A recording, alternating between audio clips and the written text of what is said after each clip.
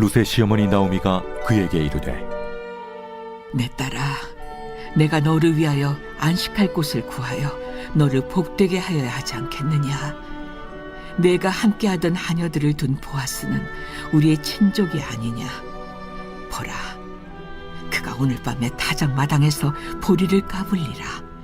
그런즉 너는 목욕하고 기름을 바르고 의복을 입고 타작마당에 내려가서 그 사람이 먹고 마시기를 다 하기까지는 그에게 보이지 말고, 그가 누울 때 너는 그가 눕는 곳을 알았다가 들어가서 그의 발치 이불을 들고 거기 누우라.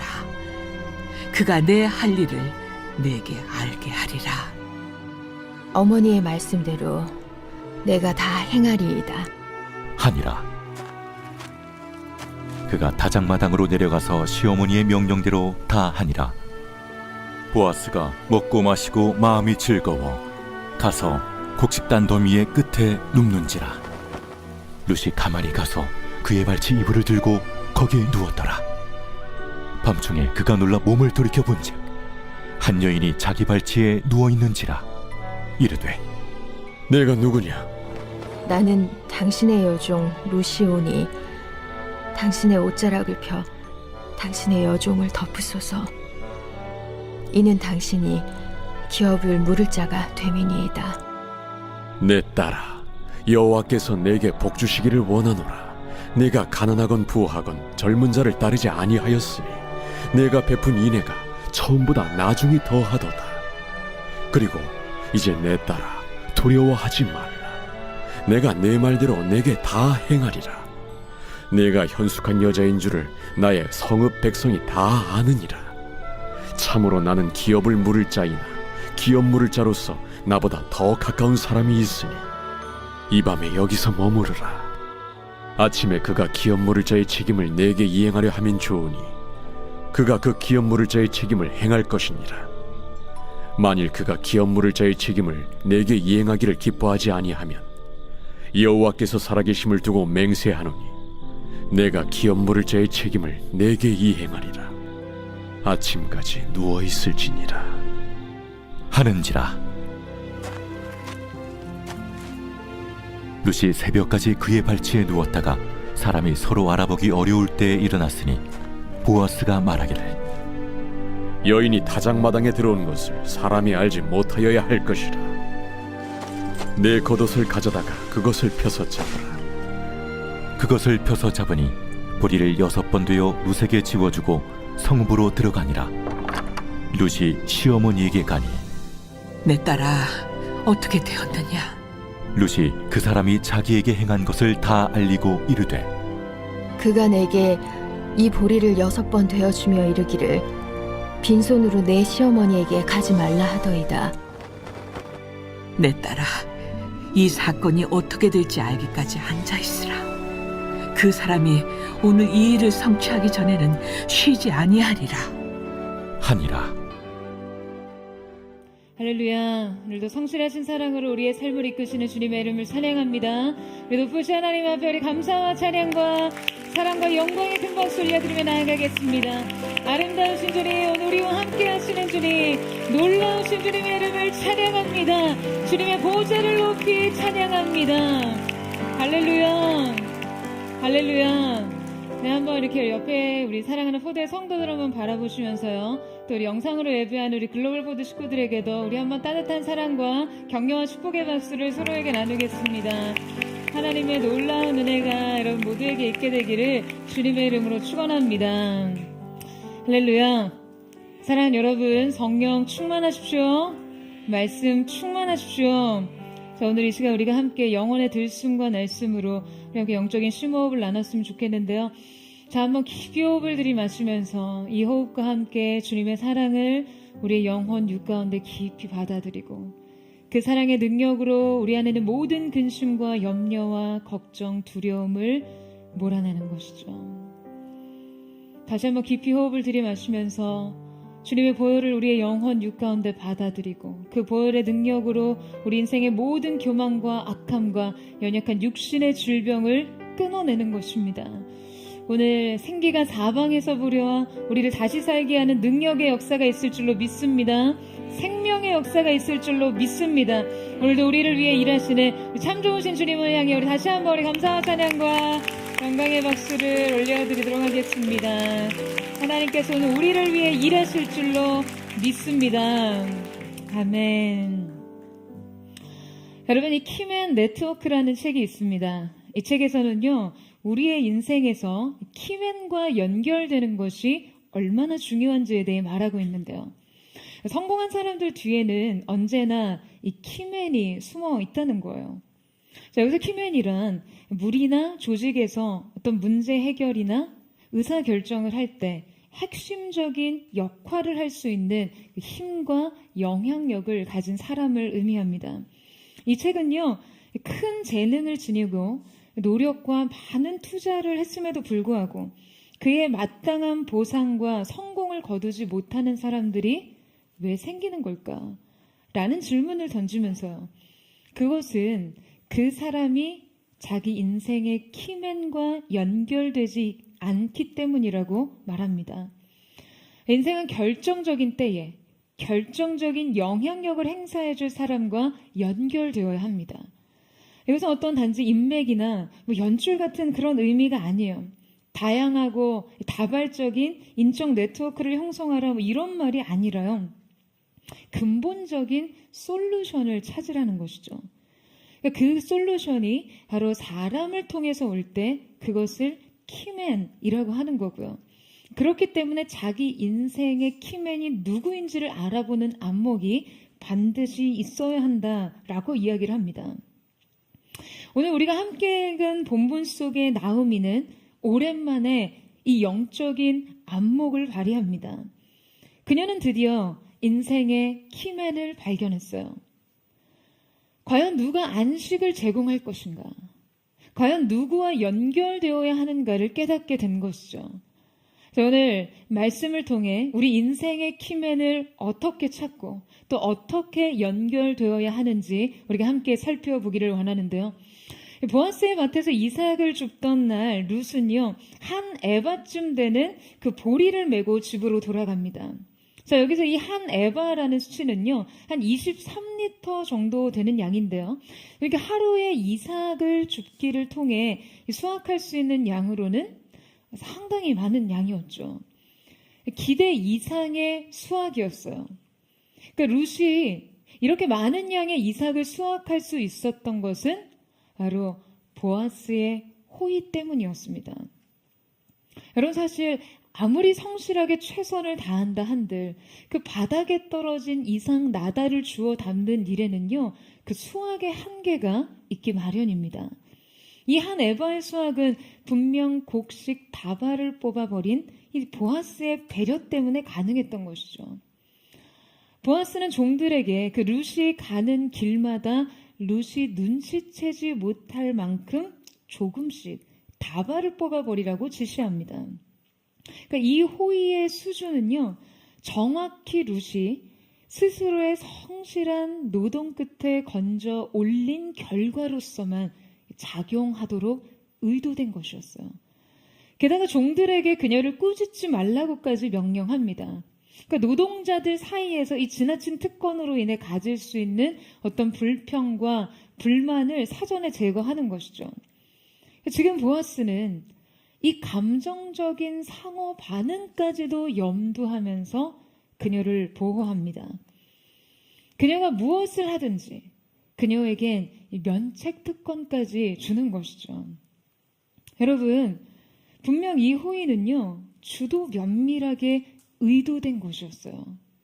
그러니까 룻이 눈치채지 못할 만큼 적정 수준에서 가장 큰 기쁨과 보람을 느끼도록 그녀가 속한 그 사회 그룹과 주변 관계에 어떤 큰 혼란과 갈등을 가져오지 않을 정도의 계산된 특권을 누리도록 한 것이죠. 여러분이 보아스의 사려 깊은 지시사항을 보면요, 문득 우리의 삶에 작용하는 은혜에 대해 생각을 해보게 되더라고요.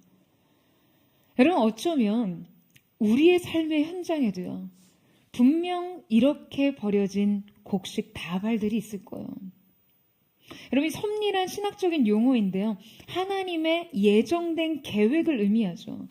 하나님께서 어떠한 의도를 가지고 그분의 계획을 우리의 삶 가운데 풀어가실 때 섭리가 작용합니다. 하지만 하나님의 의도와 계획이 치밀하게 반영되어 있다고 하더라도 이 섭리는요, 우리에게 기적과 같은 놀라움을 주지는 못해요. 그래서 섭리는 환영받거나 환호받는 것과는 거리가 먼니다. 왜냐하면 대부분 우리의 배후에서 일하고 발견되지조차 못하기 때문에요. 우리의 삶에서 섭리의 대부분은 외면당하기 일쑤입니다. 여러분, 하지만 가장 자연스럽고 당연한 방식으로 주도 면밀하게 계획되어 룻에게 안기었던 그 곡식 다발들처럼요, 우리의 삶의 도처엔 그렇게 계산된 은혜들이 있습니다. 우리의 노력과 행위에 마땅한 보상들처럼 너무나 자연스럽게 우리에게 주어지지만, 다가오지만 그것은 철저하게 의도된 은혜였던 것이죠. 여러분, 이 은혜를 한번 관찰해 보세요. 여러분의 그 평범한 일상에 얼마나 많은 은혜가 끼어 있는지, 그 일상의 당연한 대가들이 실은 전혀 당연하지 않는 호의들 때문이었다는 것을 깨닫는 은혜가 있기를 축복합니다. 우리의 편에서 눈치채지 못하도록 의도되고 계산된 은혜가요, 여러분, 우리의 삶을 얼마나 많이 채우고 있는지 우리는 깨달아야만 합니다. 여러분, 나오미는 비로소 이 의도되고 계산된 은혜를 깨닫습니다. 룻이 예상치 못한 상당한 양의 그 곡식들을 가지고 돌아오자 이 나오미는요, 흥분의 기색이 역력해요. 게다가 나오미는 룻에게 이날 보아스의 밭에서 있었던 일을 소상하게 정해 듣습니다. 이 곡식의 출처가 보아스의 밭이라는 이야기를 듣자 나오미는 즉각적인 반응을 보이는데요. 자, 우리 2장 20절 말씀을 같이 한번 읽어보도록 하겠습니다. 2장 20절 말씀 시작. 나오미가 자기 며느리에게 이르되 그가 여호와로부터 복받기를 원하노라. 그가 살아있는 자와 죽은 자에게 은혜 베풀기를 그치지 아니하도다 하고, 나오미가 또 그에게 이르되 그 사람은 우리와 가까우니 우리 기업을 물을 자 중에 하나이니라 하니라. 저는 나오미는 보아스가요, 기업물을 잘하는 것을 알았어요. 이 가정이요. 이 기업물을 자에 관해서는 지난주에도 간략하게 설명드렸는데요. 바로 구속자를 의미하는 것이라고 말씀드렸습니다. 세무관계를 변제해 주기도 하고 그 가정의 잃어버린 자유와 안식을 찾아주는 가까운 친척을 말해요. 이것은 이스라엘에만 있던 아주 독특한 제도였는데요. 이 제도를 고엘 제도라고 합니다. 그러니까 보아스가 바로 나오미 가정의 고엘이었죠. 그동안 나오미는 이 율법과 제도에 대해서 생각하지도 못했어요. 하나님의 법을 자기 인생에 적용하지 못했던 것이죠. 뿐만 아니라 자신의 친족 중에 이 고엘이 있을 거라는 생각을 생각지 못했습니다. 게다가 이 고엘이 베들레헴에서 이토록 유력한 자임을 알지 못했어요. 그런데 나오미는 보아스라는 이 존재의 출현을 통해 한 가지 사실을 깨닫습니다. 바로 이때부터 그녀는요, 자신의 삶에 의도되고 계산된 은혜를 눈치채게 되었어요. 비로소 나오미가 하나님의 섭리를 의식하기 시작합니다. 그녀는 말하죠. 그가 진정 산자와 죽은 자 모두에게 은혜를 베푼다고요. 그러니까 이 은혜의 주체인, 이때 이 은혜의 주체인 그가 하나님인지 보아스인지는 다소 불분명하지만 나오미는 이 은혜라는 표현을 헤세드라고 표현하고 있습니다. 그러니까 자기의 삶에 하나님의 인애, 헤세드를 발견한 것이에요. 여러분, 그녀가 이 헤세드를 감지하자 영적인 감각들이 되살아납니다. 하나님의 개입에 대한 감도가 되살아나기 시작했어요. 하나님의 약속에 소망을 두고 고향 땅에 돌아왔지만 나오미는 정작 이 땅에서조차 자기 인생을 쓴물과 같다라고 평가했습니다. 그러니까 절망적인 자기 인식의 변화가 없었어요. 삶의 형편도 달라진 것이 없었습니다. 하지만 이 헷세들을 발견하고 나니, 그 하나님의 개입을 의식하고 나니 나오미의 일상은 완전히 재해석됩니다. 사랑하는 여러분, 여기에서부터 시작됩니다. 그럼 무엇이요? 인생의 진정한 회복 말이에요. 여러분, 우리의 삶은요, 이 의식이 열려야 합니다. 열려야 살아요. 하나님의 은혜를 감지하는 감각 말이에요. 보이는 대로 보고 느껴지는 대로 생각하는 거, 여러분, 그것이 여러분이 살아있는 감각과 의식 같죠? 여러분, 거기에 멈춰 있으면요, 그것은 정확히 죽은 감각입니다. 영적으로는 죽어 있다는 증거예요. 여러분, 영적인 감각은 보이지 않는 것을 볼 때 비로소 살아납니다. 여러분, 아멘이세요? 보이지 않는 것을 느끼고 의식할 수 있을 때 그 영적인 지각력이 깨어나기 시작하는 것이죠. 주중에 저희 둘째 조카가 인터넷으로 이 어느 박사님의 수학 강의를 시청하는 것을 제가 이렇게 엿듣게 됐어요. 아이들이 수학 문제를 대할 때 원리대로 사고하기보다는 기계적으로 문제를 풀려는 그 습관이 생기기 전에 어떤 이 수학적인 패러다임을 먼저 정립해야 한다면서 이 강의를 듣게 하더라고요. 그래서 그런지 강의 내용이 굉장히 신선했어요. 이 강의의 시작은요, 0과 1의 관계를 설명하면서 시작되더라고요. 강의의 논지는 이렇습니다. 인생의 다양한 문제들은요, 전부 0을 논할 필요 없는 것들이에요. 그러니까 우리가 우리의 삶 속에서 우리가 무엇이 있다는 것을 설명하면서 굳이 지금 여기 없는 것을 언급하지 않는다는 것이죠. 그러니까 우리가 지금 이 상 위에 이 물컵이 있습니다 라고 말해도 이 상 위에 꽃은 없습니다 라고 굳이 이렇게 말하지 않잖아요. 그러니까 없는 것을 논할 필요는 없다는 것이죠. 하지만 이 수학이라는 학문만큼은 이 없다라는 영에게 엄청난 권한을 준다는 거예요. 그러니까 영이 가진 힘은 그 어떤 수보다도 압도적이라고 말합니다. 그러니까 이 박사님의 주장은요, 영은 수학에서만큼은 그저 없다가 아니라 영이 있다로 해석되어야 한다는 거예요. 그러니까 수학은 이 영을 그저 없다가 아니라 영계 있다라는 인식에서 출발한다라고 이야기를 합니다. 그런데 이 기본적인 인식의 틀이 안 잡혀있는 채로 그냥 문제만 죽어라 풀기 때문에 어느 순간에 수학적 사고의 한계를 만나게 되는 거다라고 하더라고요. 그러니까 저희 둘째 조카가 이 강의를 너무 이렇게 재밌게 듣고 있길래 저도 옆에서 이렇게 흘려 듣는데요. 정말 놀라운 깨달음을 얻게 됐어요. 그것은 바로 내가 그래서 수학을 못했던 거구나. 내가 역시 수학을 못하는 데에는 이유가 있었어 였습니다. 수포자가 된 지 30년 만에 비로소 제가 수학을 왜 못했는지 그 이유를 알게 됐어요. 그리고 두 번째 깨달음은 인생의 문제를 푸는데도 이 패러다임의 전환이 필요하다는 거예요. 여러분, 수학 문제를 잘 풀려면 수학적 사고를 해야 되죠. 수학적 패러다임을 가지고 문제를 대해야. 그렇지 않으면 사고의 한계에 부딪히고 그 문제를 풀 수가 없습니다. 그냥 주구장창 오답만 도출하는 거예요. 아니면 그냥 아예 애시당초 아예 풀 생각도 말고 그냥 저처럼 그냥 수학은 2번으로 찍으시던가요.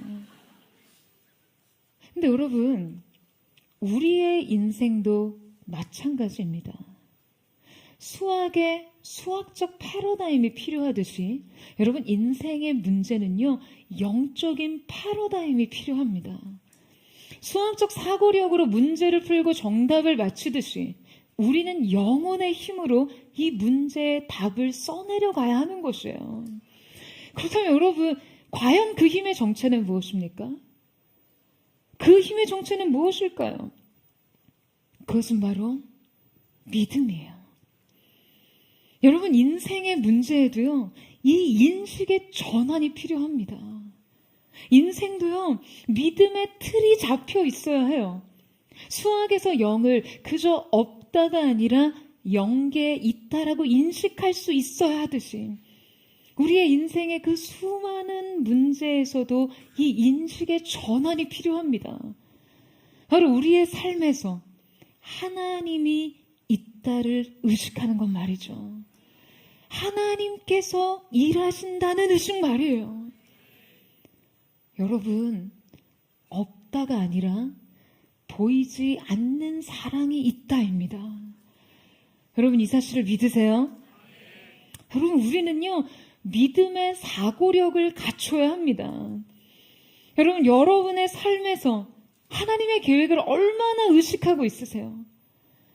전문가들의 계획과 전망, 경험의 축적과 소신, 세상의 빅데이터와 거대한 수류보다도 하나님의 주권과 섭리를 여러분 더 의식하고 계신가요? 내 인생은 여기까지라고 그어놓은 그 한계선, 여러분 정말 그것이 하나님의 생각인가요? 세상이 이렇게 해야만 한다고 말하는 그 대원칙, 여러분 정말 그것이 하나님의 방법인가요? 여러분, 저는 하나님의 임재 앞에 설 때마다 제 영혼이 통렬하게 느끼는 것이 있습니다. 대체 주님 앞에서 주님을 향해 드리는 이 작은 믿음 외에 우리가 무엇을 더 할 수 있을까 하는 거예요. 믿음 외에 무엇으로 주님을 기쁘시게 할까? 믿음 외에 우리의 생존 방식은 무엇이 있을까? 믿음 외에 과연 우리의 승리의 전략은 무엇이 있을까? 사랑하는 여러분, 아무것도 없습니다. 믿음으로 사셔야 돼요. 여러분, 아멘이세요? 여러분, 영적인 감각을 깨우세요. 여러분의 인생에 하나님의 개입을 의식하세요. 하나님의 일하심을 지각하셔야만 합니다. 하나님의 섭리를 주목하세요.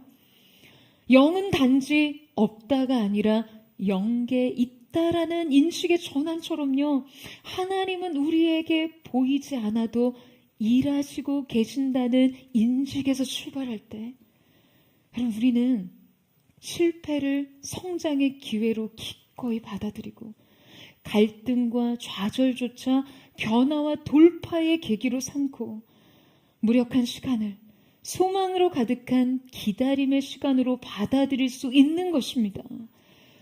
이 모든 것은요, 보이지 않아도, 느껴지지 않아도 일하시는 하나님의 역사를 의식할 때 가능한 것이죠. 여러분, 저는 오늘 저와 여러분 가운데 이 믿음의 안목이 생기게 되기를 주님의 이름으로 축원합니다. 영적인 패러다임의 변화, 믿음의 사고력이 오늘 사랑하는 포도처치 모든 성도들 가운데 있게 되기를 주님의 이름으로 축원합니다. 여러분, 분명 이날 룻은요, 하루치의 수확량으로는 전혀 기대할 수 없었던 많은 양의 곡식을 가지고 집으로 돌아갑니다. 이것은 뜻밖의 은혜였어요. 그러나 사실 이것은 매우 한시적인 문제 해결일 뿐입니다. 이 가정의 절망적인 상황에 대한 근본적인 해결책은 아니었던 것이죠. 게다가 이삭 축제는 추수 때나 기대할 수 있는 식량 공급 방식이었으니까요. 그러니까 이 비상시의 대책으로 평생의 삶을 살 수는 없습니다. 겨우 오늘 하루 어떤 한때의 시간들을 생존하게 하는 방식에 자신의 삶을 안착할 수는 없었어요. 인생에 근본적인 대책을 마련해야 했습니다.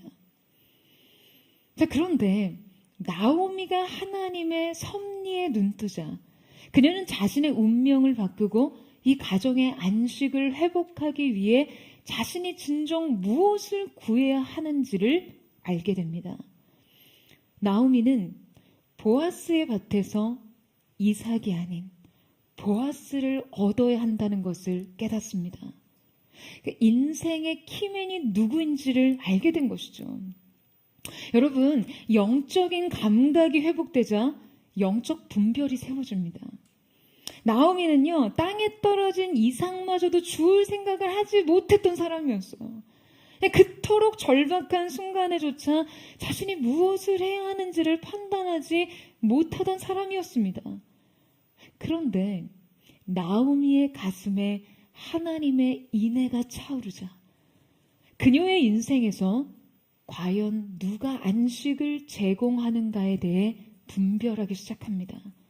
그리고 이제 스스로 그 안식을 쟁취하게 돼요. 자, 여러분 1절 말씀 보시겠어요? 우리 1절 말씀을 같이 한번 읽어보도록 하겠습니다. 시작. 룻의 시어머니 나오미가 그에게 이르되 내 딸아 내가 너를 위하여 안식할 곳을 구하여 너를 복되게 하여야 하지 않겠느냐. 자, 여러분 룻기에서요 처음으로 나오미를 수식하는 단어가 등장합니다. 여러분 그게 뭘까요? 바로 룻의 시어머니 나오미입니다. 그동안은 그냥 나오미로 표현됐어요. 그동안은 나오미 자신뿐이었어요. 누군가의 시어머니로 살고 생각할 수 없었어요. 그냥 자신 하나 건사하기 너무 힘들었어요. 자기 마음 하나 추스리기 어려웠어요. 고통의 쓴물을 내는 마라의 인생으로 소망을 품을 수 없었으니까요. 그런데 비로소 이제 자신과 룻의 인생을 위해 무엇을 해야 하는지를 깨닫게 됩니다. 지금 여기 안식할 곳이라는 히브리어 이 머누카라는 표현으로 단어로 기록되어 있는데요. 자, 이 머누카란 사랑과 평안이 깃든 안식처, 소망이 이루어지는 곳이라는 이 뜻의 단어입니다. 그러니까 마침내 그 소망이 이루어지는 곳, 그것은 인생의 고독과 시련과 고난이 끝이 나는 지점이겠죠. 그러니까 나오미는 룻의 고독과 시련이 끝나는 곳, 그의 인생의 이 고난이 끝나는 곳이 어딘지를 알았어요. 바로 보아스의 품이었습니다. 여러분, 앞서 보아스는 예수 그리스도의 예표라고 말씀드렸었죠. 여러분, 우리의 인생은요, 이 품에 들어가야 안식을 얻습니다. 여러분, 아멘이세요? 이 그늘 아래서 우리는 쉴 수 있어요. 예수님과의 연합만이 온갖 시련과 절망과 고통의 종지부입니다. 먹고 사는 문제, 예수 그리스도와 연합하세요. 내일에 대한 두려움, 여러분 예수 그리스도와 연합하세요. 오늘 나의 결핍, 인생에 무너진 것들, 출구도 소망도 없는 문제들, 고립과 좌절과 쓴뿌리만 가득한 영역 역시 모두 예수 그리스도와 연합하십시오. 여러분, 그리스도의 품 안에서 여러분의 인생의 머누카를 소유할 수 있기를 예수님의 이름으로 축원합니다. 구원자의 밭에 나가서 여러분 인생의 이상 나달만을 구하지 마시고요. 여러분, 보아스를 얻는 은혜가 오늘 이 예배 가운데 여러분의 인생 가운데 주어지기를 주님의 이름으로 축원합니다. 이 인생의 안식에 대한 비밀을 깨달은 나오미는 보아스를 얻기 위한 구체적인 방법을 룻에게 일러줍니다. 룻은 보아스의 밭에서 추수시기 내내 이삭을 주었어요. 나오미와 룻이 베들레헴 귀환 때 이제 막 보리 추수가 시작하던 그러한 때였는데요. 보리 추수가 끝나고 바로 이어지는 밀 수확 때에도 룻은 보아스의 밭에서 이삭을 주었어요. 그러니까 7주에서 8주 되는 이 꽉 찬 기간 동안 룻에겐 보아스와 만나고 접촉할 기회가 있었습니다. 하지만 이제 이 추수의 시기가 끝나면 룻은 더 이상 이 보아스를 만날 기회가 없었어요. 나오미는 이 기회를 그냥 보낼 수 없었습니다. 그래서 아주 도발적이고 대담한 프로포즈를 계획하는데요. 우리 2절에서 4절 말씀을 같이 한번 읽겠습니다. 시작. 내가 함께 하던 하녀들을 둔 보아스는 우리의 친족이 아니냐. 보라, 그가 오늘 밤에 타작 마당에서 보리를 까불리라. 그런즉 너는 목욕하고 기름을 바르고 의복을 입고 타작 마당에 내려가서 그 사람이 먹고 마시기를 다하기까지는 그에게 보이지 말고 그가 누울 때에 너는 그가 눕는 곳을 알았다가 들어가서 그의 발치 이불을 들고 거기 누우라. 그가 내 할 일을 내게 알게 하리라 하니. 여러분, 여기서 이 발치 이불이라고 하는 것은요, 이스라엘 사람들의 겉옷을 의미합니다. 그러니까 이 발치 이불 아래 눕는다는 것은요, 팔레스타인 지방에서는 구원의 행위였어요. 그러니까 전적으로 자신을 의탁하는 상징적인 행위입니다. 하지만 이것은요, 이 룻과 보아스의 신분 관계 안에서는 안전한 선택이 아니었어요. 룻이 나오미의 지시대로 보아스의 발치로 들어가 눕는 지금 이 행위가 보아스에 의해서 만약에 거부된다면 졸지의 룻은요, 아주 치욕적인 그런 상황을 직면해야 합니다. 베들레헴에서 이방 여인의 삶은 더 비참해질 수 있었어요. 여러분 생각해 보세요. 나오미가 어땠나요? 체면 의식하느라 밭에 떨어진 이삭 줍기도 그토록 소극적이던 그녀가 지금 이러한 모험을 감행할 수 있었던 이유는 어떤 결코 배짱이나 용기로 설명되지 않는 것이죠. 여러분 이것은요, 하나님의 일하심에 대한 그 인식이 전제되어 있었기 때문에 가능한 일이었고, 하나님의 계획과 섭리를 확신했기 때문에 할 수 있는 결단이었어요. 나오미는 이 믿음 안에서 운명을 바꾸기 위해 기꺼이 위험을 감수합니다. 그리고 믿음의 사람 룻은 나오미의 지시에 순종함으로 보아스가 누운 곳으로 잠입해 그의 발치 아래 누웠습니다. 여러분 한번 생각해 보세요. 한번 상상해 보세요. 룻에게 이 밤은요, 엄청나게 긴장된 시간이었을 거예요. 그러다가 보아스가 간밤에 새벽잠에 깨서 룻을 발견합니다. 여러분 정말 이 접근 방식과 이 구원 행위가 얼마나 도발적인가요? 오늘 말씀에 굉장히 크게 은혜 받으신 여러 형제 자매들이, 저는 이 나오미의 전략에 영감을 받고 막 대담한 프로포즈를 감행하는 잘못된 적용을 할까봐 말씀 준비하는데 굉장히 걱정이 되더라고요. 그러다 슬피 울며 이를 가는 시련의 역사가 있을 수 있어요, 여러분. 여러분 이 말씀의 적용을요, 엉뚱한데 하지 마시고 영혼에 적용하시기를 바랍니다. 여러분 우리가 인생의 안식을 얻기 위해서는요, 예수 그리스도가 우리의 구속자인 것을 깨닫는 것만으로는 부족합니다. 인생의 궁핍이 채워지지 않아요. 인생의 쓴뿌리가 치유되지 않습니다. 우리가 그분을 통해 소망을 얻고 안식을 얻기 위해서는요, 결국 그분 발 아래 누워야 합니다. 전적인 의탁의 행위까지, 간절한 구원의 행위까지 나아가야 하는 것이죠. 여러분 이 담대한 구의 현장을 좀 더 살펴볼까요? 9절에서 10절 말씀에 보면 이르되 내가 누구냐 하니 대답하되 나는 당신의 여종 루시오니 당신의 옷자락을 펴 당신의 여종을 덮으소서. 이는 당신이 기업을 물을 자가 됨이니이다 하니 그가 이르되 내 딸아 여호와께서 내게 복 주시기를 원하노라. 내가 가난하건 부하건 젊은 자를 따르지 아니하였으니 내가 베푼 인애가 처음보다 나중이 더하도다. 여러분 룻은 보아스에게 말합니다. 당신의 옷자락을 펴 여종을 덮으소서. 이 옷자락을 편다는 것은요, 아주 친밀하고 밀접한 교제 안으로 들어간다라는 의미입니다. 그리고 그것이 완전한 충족의 상태에 이른다는 것이죠. 그 발 아래에 누워서 고백합니다. 당신의 옷자락으로 나를 덮으소서. 여러분 이 호소가요 얼마나 아름답나요? 룻은 담대하게 보아스의 사랑을 갈구합니다.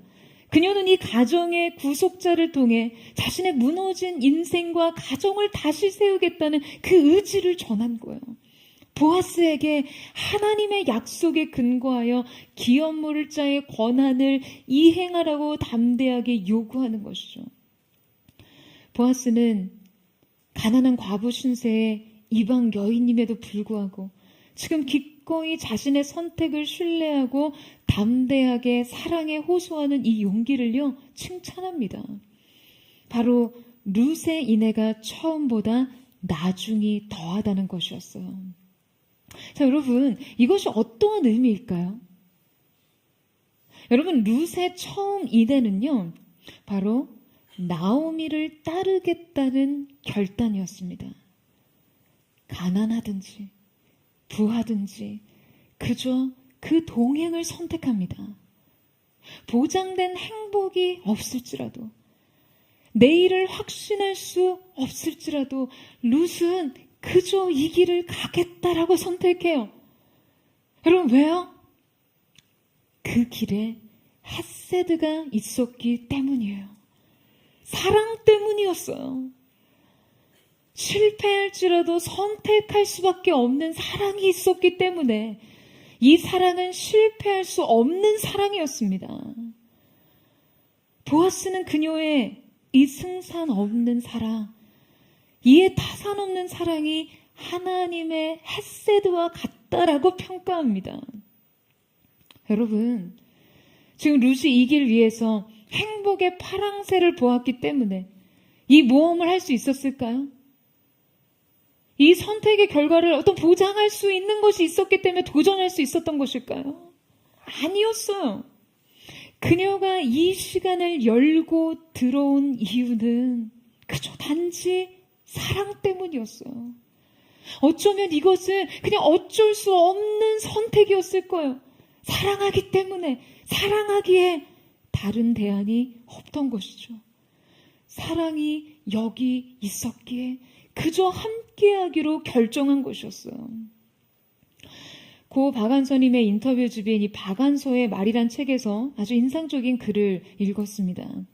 원래 우리의 시대를 어떻게 보시는지요? 라는 질문에 이 박안서님께서는 이렇게 답하셨어요. 궁극적으로 작가는 사랑이 있는 시대, 사랑이 있는 정치, 사랑이 있는 역사를 꿈꾸는 사람이라고 생각합니다. 그런데 자고로 우리는 사랑이 있는 시대를 살아본 적이 없어요. 생각해 보세요. 우리의 역사에 사랑이 개입해 본 적이 있나요? 우리의 정치사에 사랑이 있어 본 적이 있나요? 그러니까 우리 시대는 꿈이 없는 시대, 재미가 없는 시대, 상상력이 없는 시대로 떨어지고 말았어요. 진정한 의미에서 사랑을 회복하는 일, 사랑의 능력을 되찾는 일이 가장 중요하다라고 봅니다. 사랑이 가슴에 차있지 않는 사람에게서 우리는 새로운 미래를 기대할 수 없기 때문입니다. 여러분, 저는요, 이 한 줄이요, 저를 막 관통하는 것을 느꼈어요. 사랑이 가슴에 차 있지 않는 사람에게서 우리는 새로운 미래를 기대할 수 없습니다. 여러분, 미래는요, 욕망으로 그리는 게 아니에요. 두려움으로 바라보는 게 아닙니다. 미래는요, 사랑이 가득 차 있는 가슴으로 여는 것이에요. 여러분, 우리의 영혼을 헤세드로 채우지 않고서는 결코 미래를 열지 못합니다. 룻은 사랑으로 미래를 열었어요. 그리고 그녀는 이 사랑으로 연 시간에 대해 후회가 없었습니다. 사랑 때문에 결정한 것이 여러분 최고의 선택이라는 것을 알았어요. 사랑하는 여러분, 저는 여러분의 삶 또한 이와 같기를 주님의 이름으로 축원합니다. 여러분의 상황 어떠하든지 여러분의 상황에서 사랑하기로 결정하는 것이 최고의 선택이라는 것을 믿고 여러분 그 길을 가세요. 전 오늘 저와 여러분 가운데 그 은혜가 있기를 축복합니다. 하지만 여러분, 어떤 일이든 선택하는 것도 쉽지만 그것을 감당하는 일은요, 더욱 힘듭니다. 처음 선택에 전부를 건 용기가 필요했다면 그것을 감당하는 하루하루는 그 전부를 하나씩 내려놓는 결단이 필요해요. 이 과정은요, 매우 구체적이고 실제적이라 낭만이 없습니다. 그냥 계속적인 현타만 있을 뿐이에요. 하지만 여러분, 결혼 생활이 로맨스만으로는 충분하지 않고 사랑의 맹세보다 약속의 이행이 더 어렵더라도 결국 사랑 하나만 보고 선택하는 것, 여러분 이것이 최선의 삶 아니고 무엇이겠어요? 지금 룻은 그저 이 최선을 선택한 것이죠. 매 순간 그저 이 선택을 반복한 것입니다. 매 순간 이 사랑이 최선의 답이라고 믿었어요. 여러분, 보아스는요, 그녀의 이 최선에 최선으로 답합니다. 보아스는 새벽까지 룻을 보호해준 후 그녀를 돌려보내면서 그의 겉옷을 펴게 한 후 보리를 6번 되어줍니다. 자, 여러분, 왜 지금 보아스가 룻에게 보리를 6번 되어주었을까요? 이 6이라는 숫자는 성경에서 아주 의미 있는 숫자죠. 여러분, 하나님께서는 우주 만물을 6일 동안 창조하셨습니다. 이스라엘의 안식년 규례에 따라 6년 동안 수고하고 노동합니다. 그리고 하나님께서는 7일째 되는 날 그분의 창조 세계를 바라보며 기뻐하시고 심히 좋았더라 하시며 안식하셨듯이 7년째에는 안식년을 맞습니다.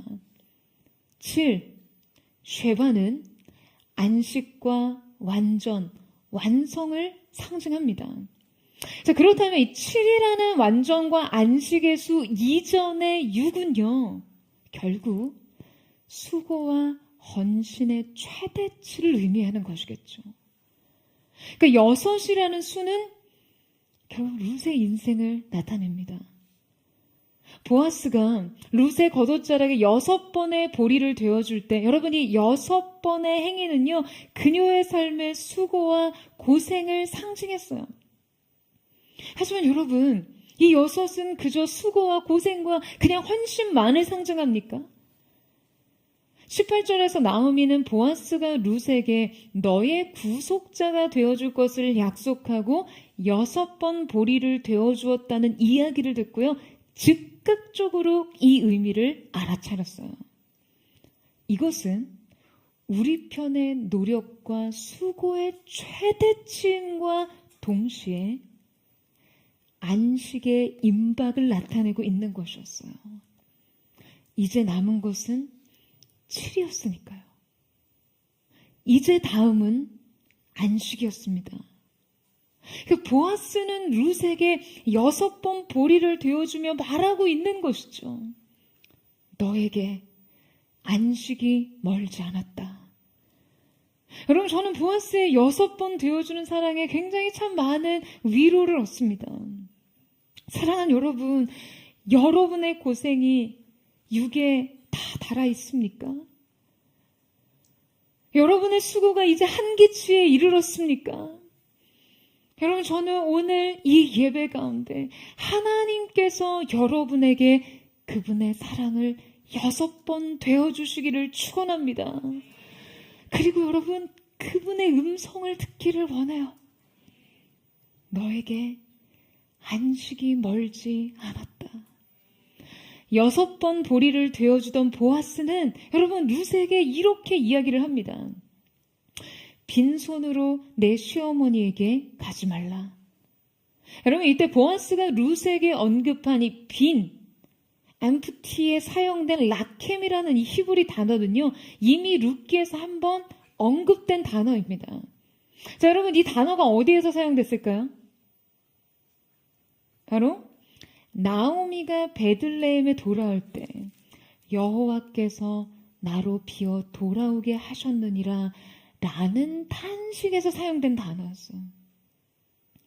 보아스가 룻에게 내 시어머니에게 라켐한 채로 가지 말라고 하며 보리를 되어 주었을 때 여러분, 나오미는요, 이 의미를 즉각적으로 알아차립니다. 하나님의 뜻을 확신하게 된 것이죠. 그는 이 보아스의 행위와 그의 말 속에서 하나님의 음성을 듣습니다. 네 인생 텅 비어 있다고. 모든 걸 잃고 남은 것 없고 얻을 것이 없다고. 내가 있는 한 널 그저 비어 있게 하지 않아. 내 사랑이 너를 넘치도록 채우리라. 여러분, 하나님 앞에 나와 그 발 아래 누워 그 사랑을 갈구하는 자를 하나님은 결코 빈손으로 보내지 않으십니다. 여러분, 이것이 하나님의 후대하심이에요. 하나님의 선대하심입니다. 여러분, 아멘이세요? 여러분, C.S. 루이스는요, 하나님 앞에서 즐거운 거지가 되라 라고 했습니다. 여러분 인생 비어 있으세요? 정말 거지 같다 싶을 만큼 되는 일도 없고 가진 것도 없으십니까? 사랑하는 여러분, 이제 세상 앞에 그만 구걸하시고요. 하나님 앞에서 마음껏 즐거운 거지가 되십시오. 하나님 앞에서 여러분의 빈잔을요, 여러분 높이 드세요. 여러분의 인생 결코 빈손으로 돌아가게 하지 않으시는 그분의 사랑 앞에 여러분의 영혼의 빈잔을 높이 드십시오. 여러분, 저는 오늘 사랑하는 포도의 성도들이요, 정말 주님 앞에 나와 즐거운 거지, 혐취를 불구하고도 두려움 없이 그 사랑에 의존하며 의탁하며 그 하나님의 사랑을 찾고 구할 수 있는 하나님의 사람들, 그 하나님의 사람들 되시기를 주님의 이름으로 축원합니다. 여러분, 나오미의 빈손에 6번의 보리를 되어주던 이 보아스를 통해 나오미는 이제 이 6 다음에 올 것에 대해 확신합니다. 그래서 이렇게 말하죠. 18절 말씀을 우리 같이 한번 읽어보도록 하겠습니다. 18절 말씀 시작. 이에 시어머니가 이르되 내 딸아 이 사건이 어떻게 될지 알기까지 앉아 있으라. 그 사람이 오늘 이 일을 성취하기 전에는 쉬지 아니하리라 하니라. 여러분, 나오미는 이제 룻에게 말합니다. 가만히 앉아 있으라. 여러분, 이거 무슨 말입니까? 이제 우리가 할 일은 다 했다라는 거예요. 그래서 아무것도 하지 말자는 이야기인가요? 아니요. 가만히 있으라는 것은 무력을 의미하는 것이 아닙니다. 적극적인 기다림을 의미하는 것이죠. 적극적인 믿음의 기대와 관찰까지 의미합니다. 나오미는 확신했어요. 그가 이 일을 성취하기까지 결코 쉬지 않을 것이라는 것을요. 그가 기필코 이 일을 이루리라고 확신합니다. 사랑하는 여러분, 6 다음은 7입니다. 그런데 인간의 편에 모든 노력과 최대치의 수고가 들여졌다고 해서 반드시 7이 따라오는 것은 아니에요. 이 6과 7을 이어주는 유일한 행위가 있어요. 6과 7 사이에는요, 이 믿음의 기다림이 필요합니다. 이 기다림만이 여러분 이 둘을 이어줍니다. 인간의 노력이 결코 하나님의 완성에 이를 수 없지만 이 6과 7 사이의 믿음의 기다림을 통해 여러분 우리는 오직 하나님만이 하실 수 있는 것을 경험하게 되는 것이죠. 오직 하나님이 성취하실 그분의 역사 말이에요. 여러분, 이것을 기대하십니까? 그래서 기다리실 수 있으시겠어요? 믿음으로요. 사랑하는 여러분, 저는 사모합니다. 우리 인생이 바로 이것을 목도하기를요. 저는 기뻐합니다. 하나님께서 이 일을 성취하시기까지 결코 쉬지 않으심을 믿기 때문에요. 사랑하는 여러분, 이제 여러분의 안식이 멀지 않았습니다.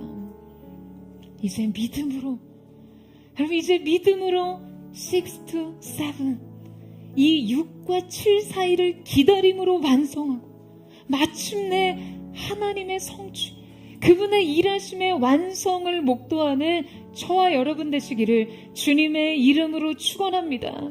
여러분의 인생을 상징하는 숫자가 6인가요? 그러나 여러분, 오늘 6번의 사랑을 되어주신 하나님의 임재와 헤세드의 은총이 이 가운데 부어짐으로 이제 여러분에게 남은 것은 안식과 완성, 하나님의 일하심을 보는 즐거움, 그 말할 수 없는 즐거움을 누리는 거룩한 은혜의 회복이 주를 바라는, 그 발 아래 눕는 하나님의 사람 모두에게 있게 되기를 주님의 이름으로 축원합니다. 오늘 우리가 그 마음 고백하며 함께 찬양하며 주님 앞에 나아갔으면 좋겠습니다. 사랑하는 주님, 오늘 이 시간 우리가 두렵고 떨리는 마음으로 우리의 인생 상황과 내가 논할 수 있는 자격이 무엇이든 우리는 하나님 앞에 담대히 주님의 은혜와 그 헤세드의 사랑을 구하는 마음으로 주님 발 아래 엎드립니다. 그 임재의 발치 이불 안으로 들어갑니다. 주님의 날개 그늘 아래서 주님 새 믿음을 드리며 새로운 사랑으로 오직 주께서 주님만이 하실 수 있는 우리의 인생 가운데 답이 되시고 문이 되시고 열쇠를 가지신 주님 당신을 얻는 시간 되도록 주님 역사하시고 함께하여 주시옵소서. 우리 그 마음 고백하며 우리 주님 앞으로 나아가기를 원합니다. 소망 없는 내 삶에 새 생명 허락하시 날 향한 주님의 은혜 놀라운 주님의 사랑 삶의 문제 힘겨워 눈물만 흐릴 때도 알아주시는 주님 하나님의 주님의 사랑 나 찬양하네 나의 믿음 주께 드려 나의 삶이 주를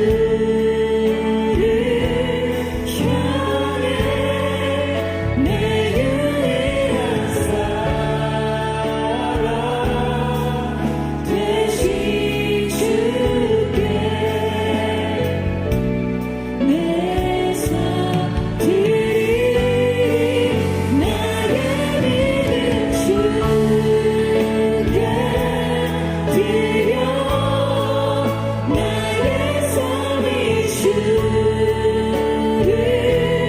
향해 내 유일한 사랑 되신 주께 내 삶 드리리. 우리 주 한번 고백하며 나아갑니다. 소망 없는 내 삶에 새 생명 허락하시 날 향한 주님의 은혜 놀라운 주님의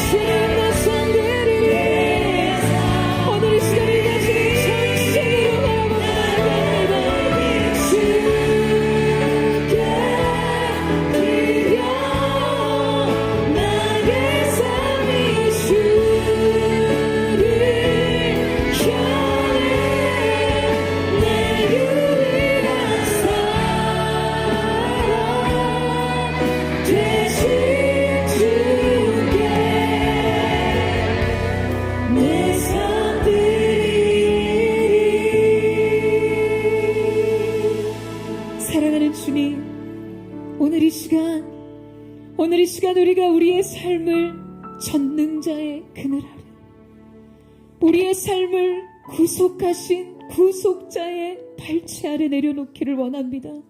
전적으로 주님 앞에 우리의 삶을 의탁하며 주님 안으로 나아가기를 원합니다. 주님 오늘 오셔서 주님 우리의 인생 가운데 주님의 음성을 들려주시옵소서. 주님의 음성을 들려주시옵소서. 사랑하는 여러분, 오늘 여러분이 이 자리에 룻의 마음으로 보아스의 발치에 이불을 덮고 들어가 있는 마음이었을지 몰라요. 하나님의 은혜를 구하고 하나님의 얼굴을 구하고 주님의 사랑을 구하면서도요, 여러분 그 마음속에 너무나 많은 두려움과 갈등을 안고 있습니다. 하나님에게조차 거절받지는 않을지, 그 사랑을 구했지만 그 사랑의 은혜가 내게 있지 않지는 않을지 너무나 두려운 마음으로 새벽을 기다리는 룻처럼, 그러나 여러분 그러한 마음이 밀물처럼 우리 가운데 찾아올 때 그 많은 생각이 비천한 여조, 초라한 자기의 모습을 보며 자격 없는 자가 들어간 이불 발치 끝에서 새벽이 오기까지 그 마음이 찾아올 때마다 여러분 룻은요 새로운 믿음으로 저항했어요. 믿음으로 저항하며 전능자의 그늘 아래 있는 그 약속을 신뢰하는 믿음으로 새벽이 오기까지 보아스의 음성을 기다렸을 것입니다. 사랑하는 여러분, 오늘 하나님의 은혜 앞으로 나온 여러분의 마음속에 무엇이 있든 새벽이 오기까지 여러분의 인생의 이름을 불러주시는 그 구속자의 음성을 기다리는 은혜가 있기를 축복합니다. 여러분 그 날개 그늘 안에서 여러분의 인생을 내려놓으세요. 여러분 의탁하며 나아가십시오. 주님, 이 시간 내가 전적으로 내 자신의 자격이나 내 삶의 상황이 아닌 전능자의 전적인 은혜만을 구하며 나아갑니다. 주님의 사랑이 아니고서는 회복이 없는 나의 삶, 주님의 사랑이 아니고서는 인생의 이삭의 나달만을 구할 수밖에 없는 나의 삶 속에 근본적인 본질적인 새로운 회복의 문이 열려지게 하여 주시옵소서. 그것이 오늘 나의 구속자 예수 그리스도로부터 시작되게 하여 주시옵소서. 전심으로 우리 주의 이름을 부르고 우리 입술을 동성으로 기도하겠습니다. 주여, 사랑하는 주님, 오늘 이 시간 우리가 구속자의 날개 그늘 안으로 나아가기를 원합니다. 주님의 은혜와 사랑이 날개 그늘 안으로 들어가 오늘 주께서 우리를 사랑하시오. 주님이 오늘 우리의 인생의 이름을 불러주시는 그 은혜를 기다리기를 원합니다. 하나님의 사랑을 끝마치고 주님의 은혜를 구하는 자리에서조차 거절감에 대한 두려움, 내 인생 변하지 않을 것만 같은 두려움, 갈등을 안고 나가는 사람들을 위하여 오늘 이 시간 주님의 날개 그늘로 덮어주시고 주님의 새로운 은혜의 역사가 우리 가운데 시작될 수 있도록 역사하여 주시옵소서. 새 은혜를 부어주시옵소서. 발치 아래에서 펼쳐지는 햇살 위의 사랑으로 우리의 전쟁자를 덮어주시옵소서. 하나님의 사랑 안에서 우리 인생의 소망을 발견하는 거룩한 은혜가 있기를 원합니다. 사랑의 고대와 된 성도들의 삶 속에 그 사랑으로 인한 새로운 회복의 시작, 새 아침의 강림을 총의 계절이 알려지는 구원 역사가 일어날 수 있도록 주여 역사하시고 함께하여 주시옵소서. 우리가 주님 앞에, 우리가 주님 앞에, 주님 앞으로 나아갑니다.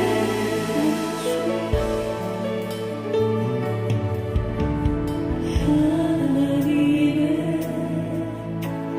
그늘 아래 내 모든 것 다 내려놓고 나 잠잠히 주를 묵상하네. 그 놀라우신 은혜를 끝이 없는 주의 사랑, 주의 사랑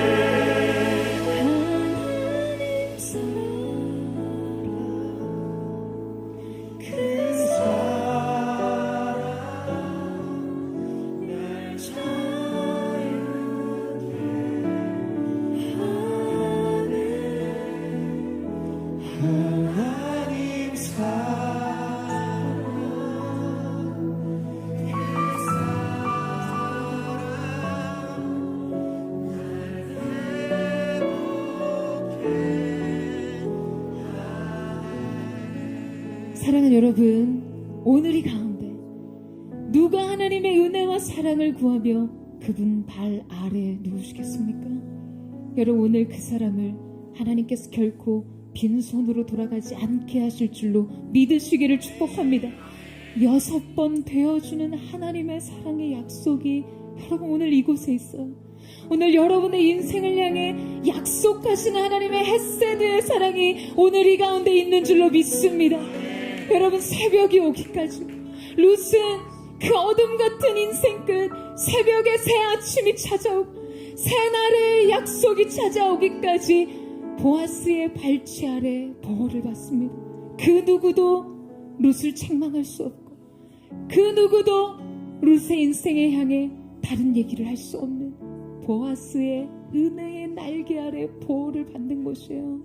사랑하는 여러분, 저는 오늘 여러분의 인생에, 오늘 이 예배를 통해 여러분의 사랑, 여러분의 삶 속에 하나님께서 6번의 사랑을 되어주시는 은혜가 있게 되기를 주님의 이름으로 축원합니다. 6 to 7, 오늘 여러분의 인생 속에 약속하시는 주님, 따라 빈손으로 돌아가지 말라. 낙해난 너의 인생, 텅 빈 것 같은 너의 삶, 바닥난 것 같은 너의 삶 속에 내가 나의 영광의 새 은혜를 부으리라, 새 일을 약속하리라 말씀하시는 주님의 은혜의 사랑이 여기 있는 줄로 믿습니다.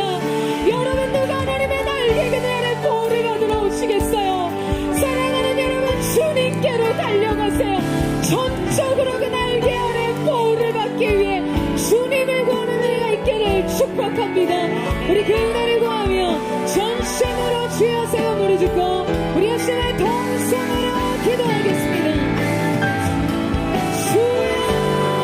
주여, 사랑하는 주님, 오늘 이 가운데 하나님의 놀라우신 은혜의 날개 아래 그 날개 안으로 들어가는 역사가 있기를 원합니다. 하나님의 사람들의 삶 속에 주께서 허락하시는 내가 어떠한 모습, 비천한 종의 모습이든 이방여인의 모습이든 가진 것 없는 자의 모습이든 오직 이니 하나 헤세드의 사랑으로 믿음으로 이 길 걸어온 너에게 주께서 삼키심을 바라볼지어다. 오늘 6번 사랑을 되어주시는 아버지의 은혜가 사랑하는 주님을 바라보는 모든 자의 시선 속에 너의 모습이 일어남을 받으시며 그 날개 안에 부르신 하나님의 사랑 안으로 연합하게 하시는 주님의 놀라신 역사가 나타나게 하여 주시옵소서. 자격을 영합하셔 새벽이 오기까지 하나님의 은혜를 바라보며 구한 모든 자에게 주신 주님의 역사가 나타나게 하여 주시옵소서. 인생의 세계를 여시는 여호와의 영광의 발치로 들어갈지어다. 그 날개를 안에 걸지어다.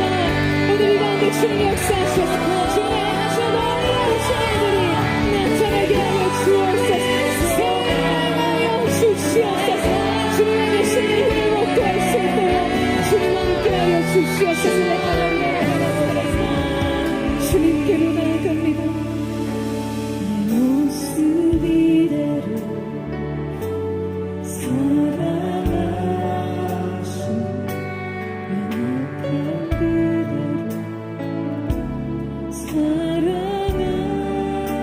사랑하시는 나의 모든 걸 주가 하시는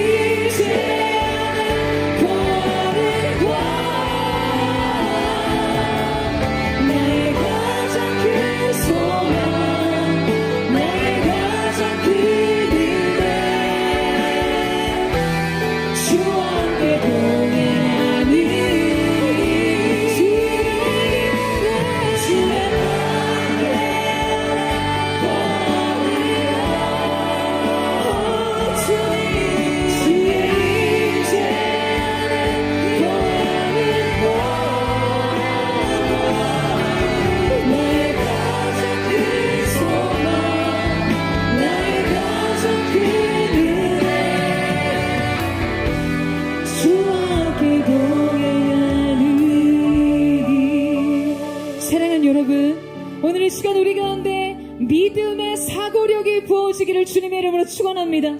하나님의 은혜와 섭리를 지각할 수 있는 믿음의 눈, 믿음의 안목이 열려지기를 예수님의 이름으로 축복합니다. 6번의 보리를 데워주었다는 말을 듣고요, 여러분 여전히 아무것도 변하지 않았어요. 다른 어떤 확증을 얻지 못했어요. 다만 보아스의 행동과 말을 통해 나오미는 그것을 해석할 수 있는 믿음의 영안이 열렸던 거예요. 그 6번의 보리를 데워준 것을 통해 보이지 않고 들리지 않고 현실은 변한 것이 없다 할지라도 가만히 앉아있으라 말할 수 있는 용기와 결단과 확신을 얻을 수 있었던 것이죠. 사랑하는 여러분, 오늘 여러분의 인생 가운데 그 믿음의 눈이 열려지기를 예수님의 이름으로 축원합니다. 만군의 여호와 열심히 일을 이루실 줄로 믿고 기다리는 은혜가 있게 하여 주시옵소서. 믿음으로 6-7, 6과 7 사이에 영혼의 다리를 연결할 수 있는 거룩한 하나님의 사람들이 될지어다. 주님이들의 믿음을 타고 주님 오셔서 오직 주님만이 하실 수 있는 주님의 역사를 이루어 주시옵소서. 우리의 삶의 큰 길을 열어 주시옵소서. 회복이 시작되게 하여 주시옵소서. 우리 전심으로 주여 세 번 부르짖고 우리 역시의 동성으로 기도하겠습니다.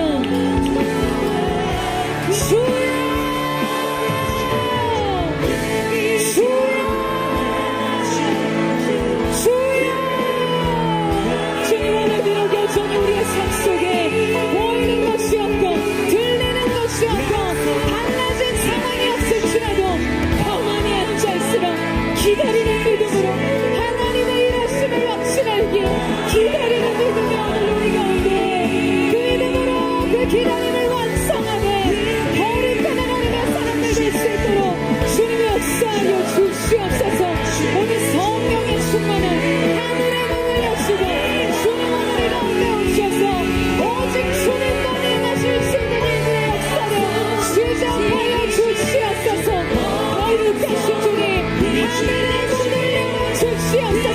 하늘의 문을 열어주시옵소서. 이로부터 보시는 거룩한 성령이 되는 곳이 주님께서 그 기름 부음을 행하시는 놀라운 산 역사가 이루어지게 하여 주시옵소서. 큰 길을 만드시는 주님, 큰 길을 만드시는 주, 큰 기적을 행하시는 주, 그는 나의 하나님. 약속을 지키시는 주, 어둠 속에 빛이 되시는 그는 나의 하나님.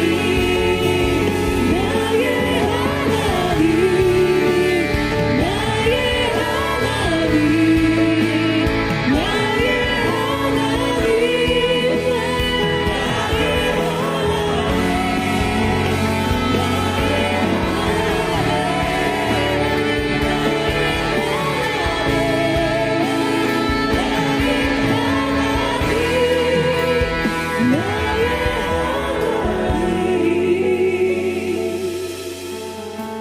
비록 내게 보이지 않아도 비록 내게 느껴지지 않아도 일하시네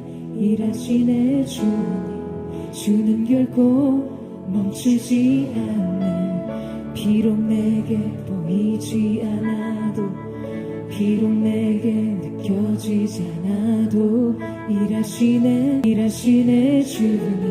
주는 결코 멈추지 않아. 비록 내게 보이지 않아도 비록 내게 느껴지지 않아도 일하시네 주는 결코 멈추지 않네. 비록 내게 보이지 않아도 비록 내게 느껴지지 않아도 주님 우리 일하시네. 멈추지 않으신 하나님 주님 선포합니다. 다시 한번 비록 내게 보이지 않아도 비록 내게 느껴지지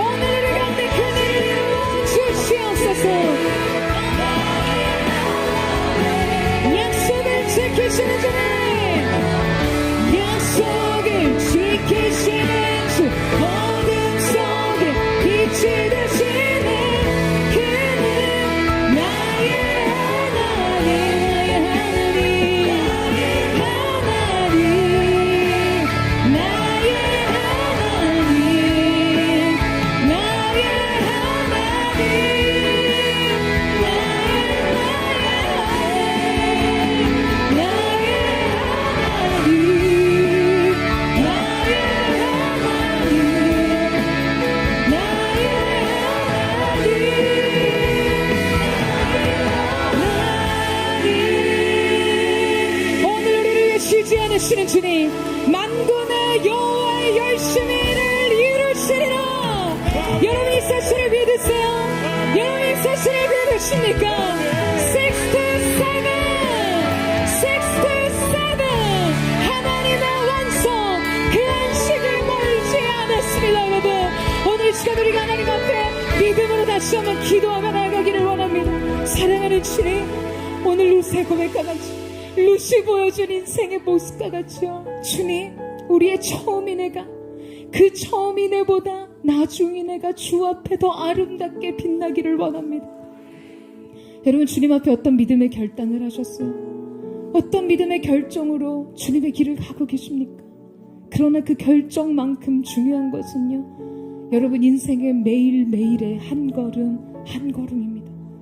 한 걸음 주님 앞에 내려놓고, 한 걸음 주님의 발치 이불 안으로 들어가고, 한 걸음 주여 당신의 옷자락으로 나를 덮으소서. 여러분 그렇게 고백하면서 계속해서 새로운 사랑, 새로운 믿음으로 그 길을 걸어가는 것이에요. 오늘 이 시간 우리 가운데 성령님, 오늘 주님의 날개의 그늘 안으로 우리를 보듬어 주셔서 우리가 주님 앞에 드렸던 우리 인생의 첫사랑, 첫 부르심의 떨림, 첫 사랑의 고백을 넘어서는 그 이후에 그 사랑을 이긴 새로운 사랑의 능력, 새 믿음으로 우리의 삶 평생을 걸어가게 하시고, 우리의 영혼의 기업물을 짜 되신 예수님께서 너의 처음 인애가 나중 인애가 그 처음 인애보다 크도다 말씀하시는 그 칭찬을 주님, 우리가 주님으로부터 듣는 자들 되게 하여 주십시오. 지금 잘하는 것 말고요, 마지막 호흡을 다하는 순간까지 주님의 종으로, 주님을 전심으로 사랑하는 자로, 믿음으로 그 길을 가는 자들 되게 하여 주시옵소서. 아멘. 주님, 우리의 삶의 길을 주님께 의탁하며 나아가오니 우리의 영원한 기업이 되신 주님, 우리의 삶을 새롭게 하소서. 나의 영원하신 길, 생명보다 귀하다. 나의 갈 길 나와도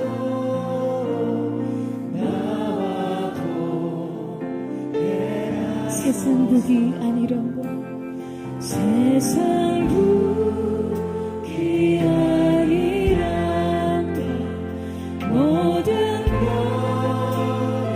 버리고 험한 길을 가는 동안 나와도 내가 서서 주께로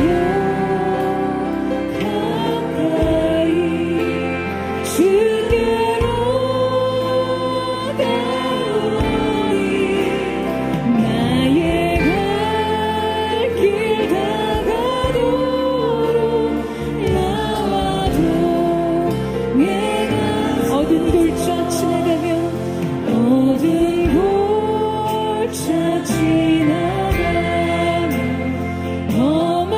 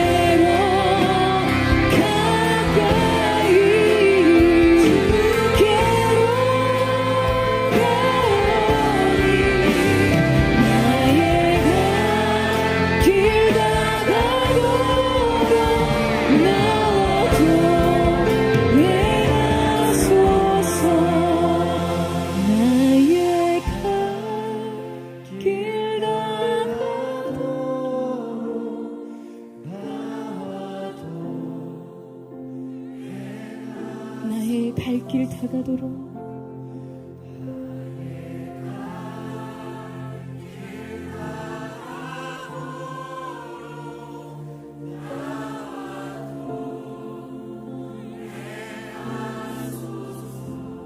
사랑하는 딸아, 사랑하는 아들아, 낙해만 너의 인생, 텅 빈 것 같은 너의 삶, 바닥난 것 같은 너의 인생 속에 내가 나의 이대를 채우리라.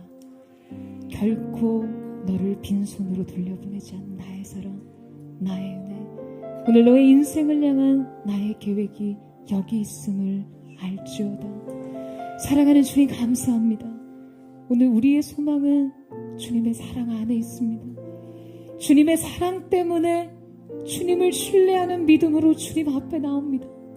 결코 은혜를 구하는 자에게 거절하지 않으신 아버지의 사랑이 여기 있기에 오늘 우리가 우리의 인생의 나라의 이삭이 아닌 보아스를 얻고 돌아가는 삶, 우리의 인생의 기업물을 자를 얻고 돌아갑니다. 주님, 우리의 인생의 축복이 아닌 그 축복을 주시는 하나님을 얻었음을 고백합니다.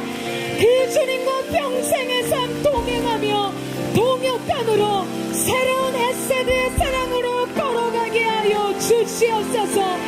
나의 안식이 멀지 않았음을 선포합니다. 너희는 가만히 있어 주가 하나님 됨을 알지어다. 우리 인생의 세계를 여시며 큰 길을 여신 주님의 이름을 찬양하며 감사드리며 살아 역사하시니 예수님의 이름으로 기도드립니다. 아멘. 우리 전심을 하나님 앞에 우리 감사와 찬양과 영광의 박수 올려드리며 나아가겠습니다. 우리를 위해 쉬지 않고 일하시는 주님, 보이지 않아도 느껴지지 않아도 우리를 위해 일하시는 주님을 신뢰합니다. 주님을 찬양하며 나아갑니다. 아멘.